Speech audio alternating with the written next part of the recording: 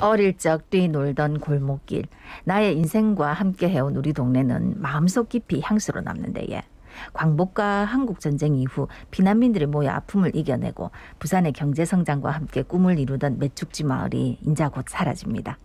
재개발이 되면 주거 환경은 좋게 바뀌겠지만 이 사람들의 소중한 추억들은 잊혀지겠지요. 그런데 그 소중한 추억들 잊지 않기 위해서 고스란히 비망록으로 남긴다는데 오늘 같이 이야기 나눠보겠습니다. 예, 동양대 공공인지학부 김도헌 교수 전화 연결돼 있습니다. 교수님 안녕하십니까? 안녕하십니까? 예, 안녕하십니까? 예, 매축지 마을 이 곧 사라질 운명에 놓여 있는데 그런 마을을 기록하는 비망록을 만들었다고 하던데 어떤 겁니까? 이번에 매축지 마을의 생활문화 자료를 조사하고 네. 그 내용을 모아서 책자로 발간하였습니다. 생활문화 자료라고 하는 것은 마을 사람들이 살아가는 모습을 알려주는 각종 자료를 말합니다. 그래서 이번에 발간한 책자는 매축지 마을 주민의 생활 모습을 그대로 기록했다고 볼 수 있습니다. 앞으로 마을이 사라지더라도 그곳에서 생활했던 사람들의 모습과 역사를 후대에 전달하는 역할을 할 수 있습니다. 네. 이 매축지 마을을 생활문화 자료조사 보고서 요거 만들게 된 이유가 뭡니까?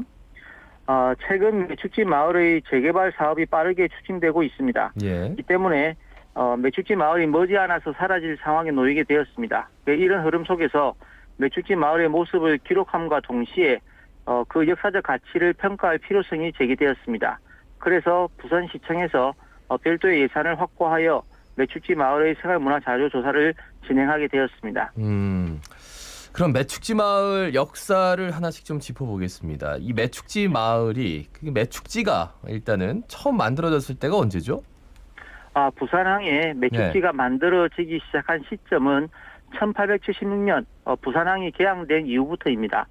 그러나 본격적으로 매축지를 만든 시기는 일제강점기입니다. 사실 부산항은 대규모 항만시설이 들어서기에는 적합하지 않은 곳이었습니다. 그래서 바닷가를 메워서 매축지를 만들고 이렇게 만들어진 땅에 항만시설이 세워지게 되었습니다. 그리고 일제강점기가 끝나고 나서 광복 이후에도 부산항의 매축지는 계속 만들어졌고 이러한 과정을 거쳐서 현재의 부산항의 모습을 갖추게 되었습니다. 예. 근데 이제 일제 강점기에는 이 매축지가 일본의 군사 요충지로 활용됐다고 들었는데 그 흔적도 남아 있습니까?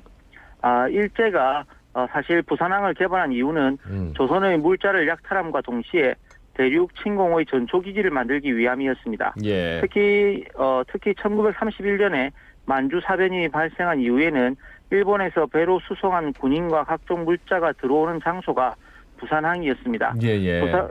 부산항에 도착한 군인과 물자는 기차를 통해 중국으로 수송되었기 때문에 부산 일원에는 일제히 중요한 군사시설이 많이 생겼습니다.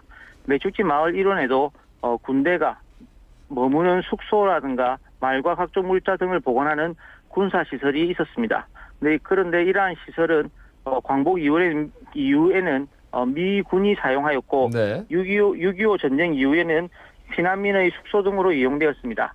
그런데 이 매축지 마을에는 1954년에 큰 화재가 있었고 이 화재가 있은 시점에 일제강점기의 군사시설들은 대부분 사라지게 되었습니다. 그래서 그 흔적이 정확하게 남아있지는 지금 않습니다. 그러니까 한번 불에 확 타가지고 소중한 어떻게 보면 생활사가 그대로 보존됐을 수도 있는데 화재 때문에 광복과 한국전쟁 이후에 피난민들이 모여서 마을을 만들었다고 앞서도 뭐 여러 가지 요소에서 이제 언급을 했습니다만 구체적으로 좀 말씀해 주시죠.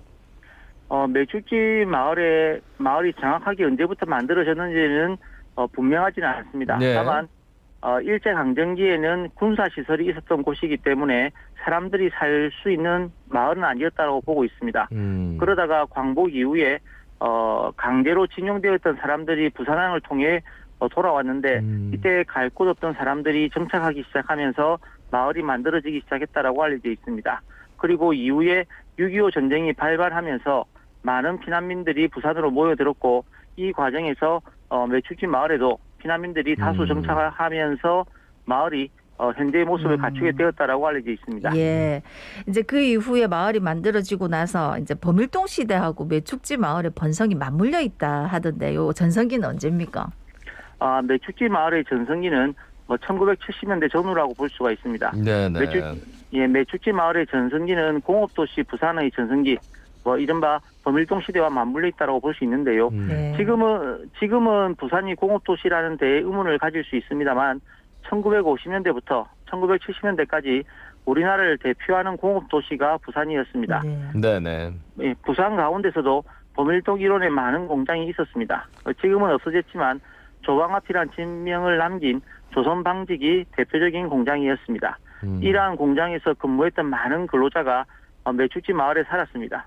전성기에는 매축지 마을에 10,000명 이상의 주민들이 거주했고 사람들이 얼마나 많았으면 출퇴근 시간에는 사람에게 밀려서 왔다 갔다 했다라는 얘기가 전해지고 있습니다. 아, 이 매축지 마을은 지금 이제 가보면 거의 10,000명 살기에는 그래요. 그런데 이제 전성기 때를 기억하시는 분들 그 증언도 있을 거 아니에요. 아직 뭐 다 계시니까.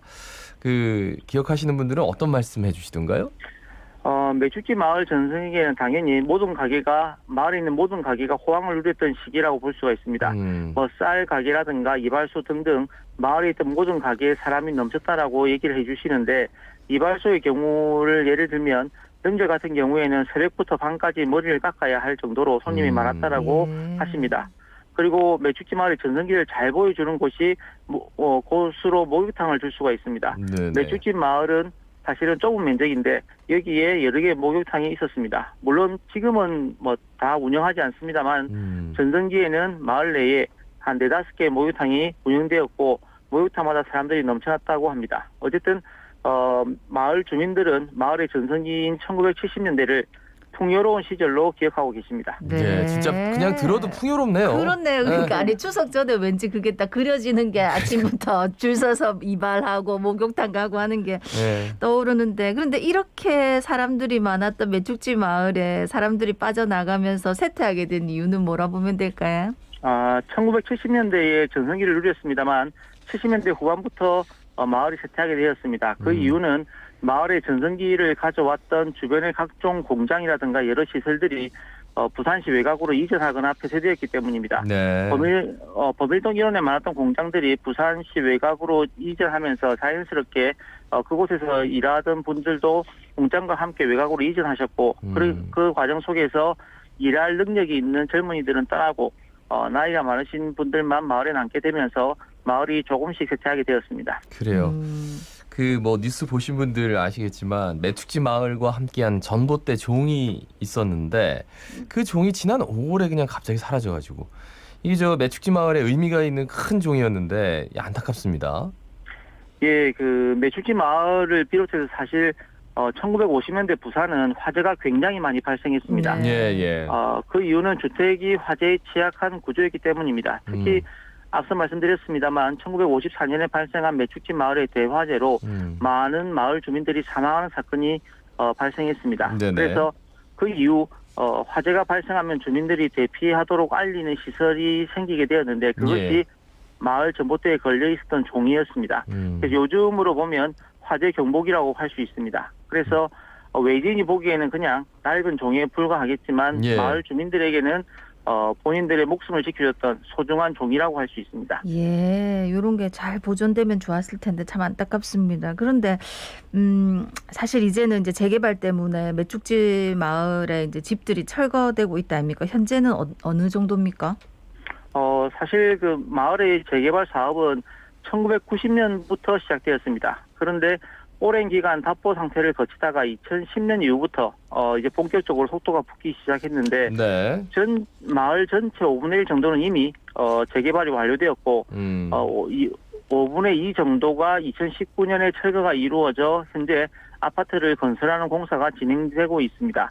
그리고 나머지 5분의 2 정도가 이제 원래 모습을 가지고 있는데 이곳도 아마 몇 년 이내에 재개발로 인해서 사라질 것으로 생각합니다. 그리고 현재 원형을 간직하고 있는 곳도 사실은 버려진 집이 많아서 상황이 그렇게 좋은 편은 아닙니다.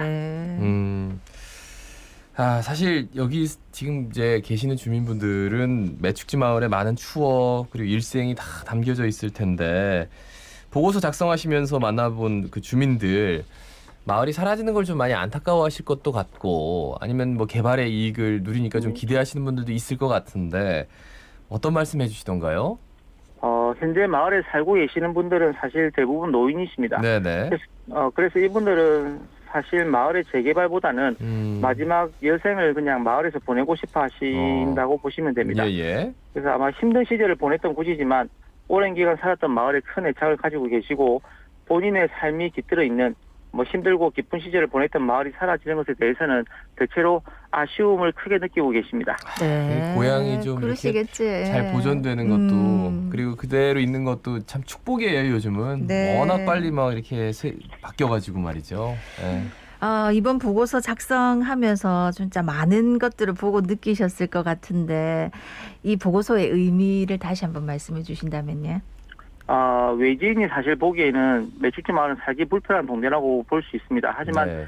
이 마을은 아직 주민들 사이에 정이 남아있는 곳입니다. 비록 외관은 낡았지만 따뜻한 정으로 살아가는 주민들의 모습을 보면서 개인적으로는 삶의 가치를 다시 한번 생각하게 되었습니다. 그리고 이 보고서는 주민들의 삶의 역사를 기록하였다는 점에서 의미가 크다라고 생각하고 있습니다. 네. 일반적으로 역사라고 하는 것은 주요한 사건만 기록하게 되는데 이 과정에서 평범한 사람들의 역사는 잘 기록되지 못했습니다. 이러한 흐름이 현대까지도 이어지고 있습니다만 평범한 시민들의 삶의 모습이 사실은 우리의 역사를 가장 구체적으로 알려주는 중요한 자료입니다.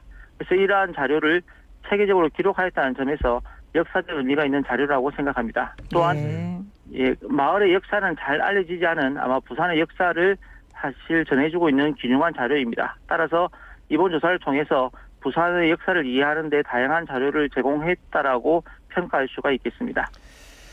그래요. 부산에 참 부산만의 생활사 유적들이 참 많았는데 그죠? 옥상마을 같은 것도 이제 없어지고 네네. 이러면서 끝으로 시민분들께 한 말씀 부탁드리죠.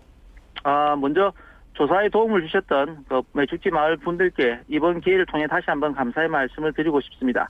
그리고 아마 많은 부산 시민들은 이러한 조사가 생활문화 조사가 왜 필요한지 의문을 가질 수 있다라고 생각합니다. 그래서 이러한 자료는 앞서 말씀드렸던 것처럼 역사를 복원하는 기초 자료임과 동시에 다양한 문화 사업을 추진하는 토대가 될 수가 있습니다. 물론 당장 짧은 시간 안에 뚜렷한 성과를 보이는 것은 아닙니다만 이러한 자료가 꾸준히 축적되면 다양한 콘텐츠 개발이 이루어질 수가 있습니다. 그래서 이러한 사업 추진에 여러 시민들의 관심과 지원을 다시 한번 당부드리고 싶습니다.